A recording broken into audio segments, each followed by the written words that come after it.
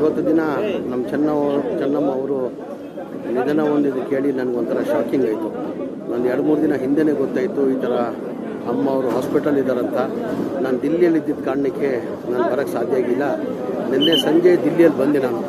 ಇವತ್ತು ನನ್ನ ಕ್ಷೇತ್ರದಲ್ಲಿ ಕಾರ್ಯಕ್ರಮ ಆಗಿದೆ, ನಾಳೆ ಹೋಗ್ಬೇಕಂತ ಇದ್ದೆ, ಹಾಸ್ಪಿಟ್ಲಲ್ಲೇ ಹೋಗಿ ನೋಡಬೇಕಂತ ಇದ್ದೆ. ನನ್ನ ಆ ಯೋಗ ನನಗೆ ಸಿಕ್ಕಲಿಲ್ಲ ಅನಿಸ್ತದೆ. ನಂದು ಚೆನ್ನಮ್ಮಂದು ಎಲ್ಲರಿಗೂ ಗೊತ್ತಿದ್ದಂಗೆ ಒಂಥರ ತಾಯಿ ಥರ ನೋಡ್ಕೊತಾ ಇದ್ದಿರಲ್ಲ, ಯಾರನ್ನ ಬರಲಿ.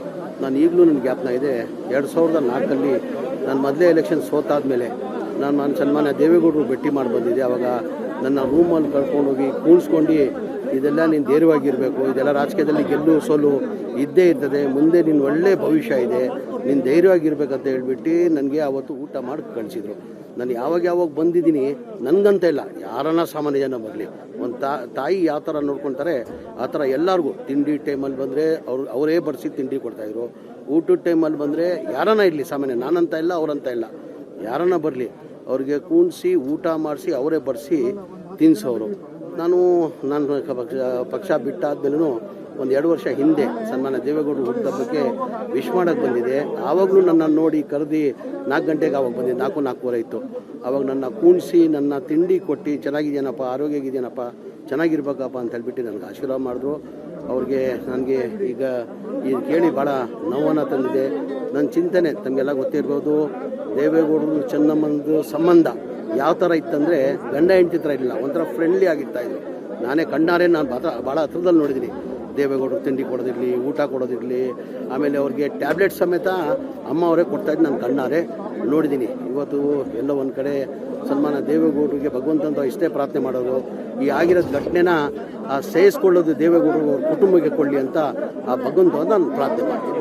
ಇವತ್ತು ದಿನ ನಮ್ಮ ಚೆನ್ನಮ್ಮ ಅವರು ನಿಧನ ಹೊಂದಿದ್ದು ಕೇಳಿ ನನಗೊಂಥರ ಶಾಕಿಂಗ್ ಆಯಿತು. ನಾನು 2-3 ದಿನ ಹಿಂದೆನೇ ಗೊತ್ತಾಯಿತು ಈ ಥರ ಅಮ್ಮ ಅವರು ಹಾಸ್ಪಿಟಲ್ ಇದ್ದಾರಂತ. ನಾನು ದಿಲ್ಲಿಯಲ್ಲಿದ್ದಿದ್ದ ಕಾರಣಕ್ಕೆ ನಾನು ಬರೋಕ್ಕೆ ಸಾಧ್ಯ ಆಗಿಲ್ಲ. ನಿನ್ನೆ ಸಂಜೆ ದಿಲ್ಲಿಯಲ್ಲಿ ಬಂದೆ ನಾನು. ಇವತ್ತು ನನ್ನ ಕ್ಷೇತ್ರದಲ್ಲಿ ಕಾರ್ಯಕ್ರಮ ಆಗಿದೆ, ನಾಳೆ ಹೋಗ್ಬೇಕಂತ ಇದ್ದೆ, ಹಾಸ್ಪಿಟ್ಲಲ್ಲೇ ಹೋಗಿ ನೋಡಬೇಕಂತ ಇದ್ದೆ. ನನ್ನ ಆ ಯೋಗ ನನಗೆ ಸಿಕ್ಕಲಿಲ್ಲ ಅನಿಸ್ತದೆ. ನಂದು ಚೆನ್ನಮ್ಮಂದು ಎಲ್ಲರಿಗೂ ಗೊತ್ತಿದ್ದಂಗೆ ಒಂಥರ ತಾಯಿ ಥರ ನೋಡ್ಕೊತಾ ಇದ್ದಿರಲ್ಲ, ಯಾರನ್ನ ಬರಲಿ. ನಾನು ಈಗಲೂ ನನಗೆ ಜ್ಞಾಪನ ಇದೆ, 2004 ನಾನು ಮೊದಲೇ ಎಲೆಕ್ಷನ್ ಸೋತಾದ್ಮೇಲೆ ನಾನು ಸನ್ಮಾನ್ಯ ದೇವೇಗೌಡರು ಭೇಟಿ ಮಾಡಿ ಬಂದಿದ್ದೆ. ಆವಾಗ ನನ್ನ ರೂಮಲ್ಲಿ ಕರ್ಕೊಂಡೋಗಿ ಕೂರಿಸ್ಕೊಂಡು, ಇದೆಲ್ಲ ನೀನು ಧೈರ್ಯವಾಗಿರಬೇಕು, ಇದೆಲ್ಲ ರಾಜಕೀಯದಲ್ಲಿ ಗೆಲ್ಲು ಸೋಲು ಇದ್ದೇ ಇರ್ತದೆ, ಮುಂದೆ ನಿನ್ನ ಒಳ್ಳೆ ಭವಿಷ್ಯ ಇದೆ, ನೀನು ಧೈರ್ಯವಾಗಿರ್ಬೇಕಂತ ಹೇಳ್ಬಿಟ್ಟು ನನಗೆ ಆವತ್ತು ಊಟ ಮಾಡಿ ಕಳಿಸಿದ್ರು. ನಾನು ಯಾವಾಗ ಬಂದಿದ್ದೀನಿ ನನಗಂತ ಇಲ್ಲ, ಯಾರನ್ನ ಸಾಮಾನ್ಯ ಜನ ಬರಲಿ, ಒಂದು ತಾಯಿ ಯಾವ ಥರ ನೋಡ್ಕೊತಾರೆ ಆ ಥರ ಎಲ್ಲರಿಗೂ ತಿಂಡಿ ಟೈಮಲ್ಲಿ ಬಂದರೆ ಅವರೇ ಬಡಿಸಿ ತಿಂಡಿ ಕೊಡ್ತಾಯಿದ್ರು. ಊಟದ ಟೈಮಲ್ಲಿ ಬಂದರೆ ಯಾರನ್ನ ಇರಲಿ, ಸಾಮಾನ್ಯ ನಾನಂತ ಇಲ್ಲ ಅವರಂತ ಇಲ್ಲ, ಯಾರನ್ನ ಬರಲಿ ಅವ್ರಿಗೆ ಕೂಣಿಸಿ ಊಟ ಮಾಡಿಸಿ ಅವರೇ ಬಡಿಸಿ ತಿನ್ನಿಸೋರು. ನಾನು ಪಕ್ಷ ಬಿಟ್ಟಾದ್ಮೇಲೂ 1-2 ವರ್ಷ ಹಿಂದೆ ಸನ್ಮಾನ್ಯ ದೇವೇಗೌಡರು ಹುಟ್ಟುಹಬ್ಬಕ್ಕೆ ವಿಶ್ ಮಾಡೋಕ್ಕೆ ಬಂದಿದೆ. ಆವಾಗಲೂ ನನ್ನನ್ನು ನೋಡಿ ಕರೆದು 4 ಗಂಟೆಗೆ ಆವಾಗ ಬಂದಿದ್ದೆ, 4:04 ಇತ್ತು. ಆವಾಗ ನನ್ನ ಕೂಣಿಸಿ ನನ್ನ ತಿಂಡಿ ಕೊಟ್ಟು ಚೆನ್ನಾಗಿದೆಯೇನಪ್ಪ, ಆರೋಗ್ಯ ಆಗಿದೆಯೇನಪ್ಪ, ಚೆನ್ನಾಗಿರ್ಬೇಕಪ್ಪ ಅಂತ ಹೇಳ್ಬಿಟ್ಟು ನನಗೆ ಆಶೀರ್ವಾದ ಮಾಡಿದ್ರು. ಅವ್ರಿಗೆ ನನಗೆ ಈಗ ಇದು ಕೇಳಿ ಭಾಳ ನೋವನ್ನು ತಂದಿದೆ. ನನ್ನ ಚಿಂತನೆ ತಮಗೆಲ್ಲ ಗೊತ್ತಿರ್ಬೋದು, ದೇವೇಗೌಡರು ಚೆನ್ನಮ್ಮಂದು ಸಂಬಂಧ ಯಾವ ಥರ ಇತ್ತಂದರೆ ಗಂಡ ಹೆಂಡತಿ ಥರ ಇಲ್ಲ, ಒಂಥರ ಫ್ರೆಂಡ್ಲಿ ಆಗಿರ್ತಾಯಿದ್ರು. ನಾನೇ ಕಣ್ಣಾರೆ ನಾನು ಭಾಳ ಹತ್ರದಲ್ಲಿ ನೋಡಿದ್ದೀನಿ.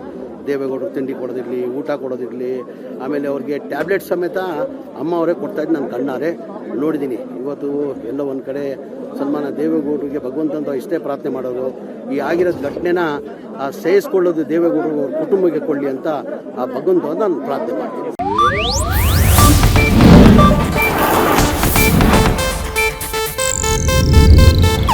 ಇದು ಏಷ್ಯಾನೆಟ್ ನ್ಯೂಸ್ ನೆಟ್ವರ್ಕ್ ಪ್ರಸ್ತುತಿ.